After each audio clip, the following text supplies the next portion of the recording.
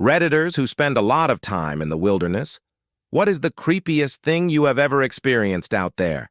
Backpacking in the Yukon felt like stepping into another world, vast, wild, and unforgiving. My friend and I were chasing adventure, but we never expected the kind we found that night in Dawson.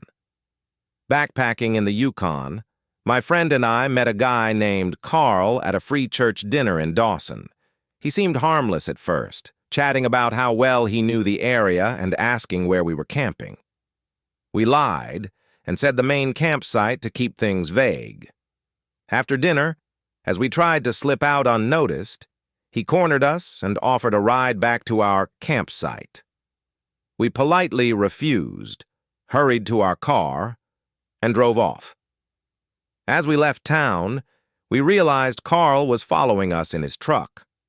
The gravel road stretched endlessly into the wilderness. No service, no turnoffs, just the two of us with him on our tail. My friend decided to lose him, speeding down the road until snow and ice forced us to slow.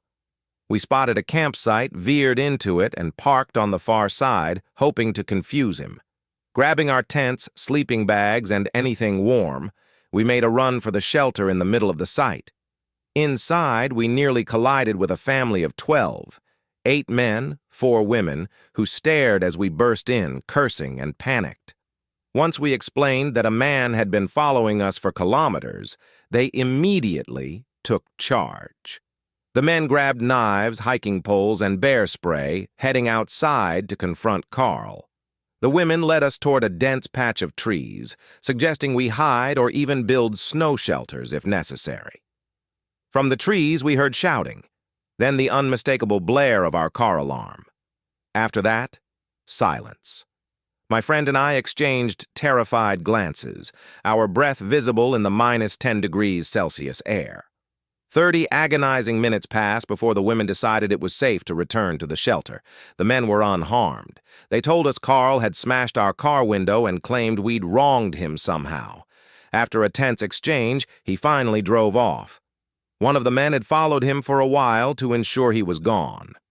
That night, the family invited us to share their campsite. Exhausted and shaken, we gratefully accepted. We woke up safe the next morning, surrounded by snow, silence, and a newfound gratitude for human kindness in the wild Yukon wilderness.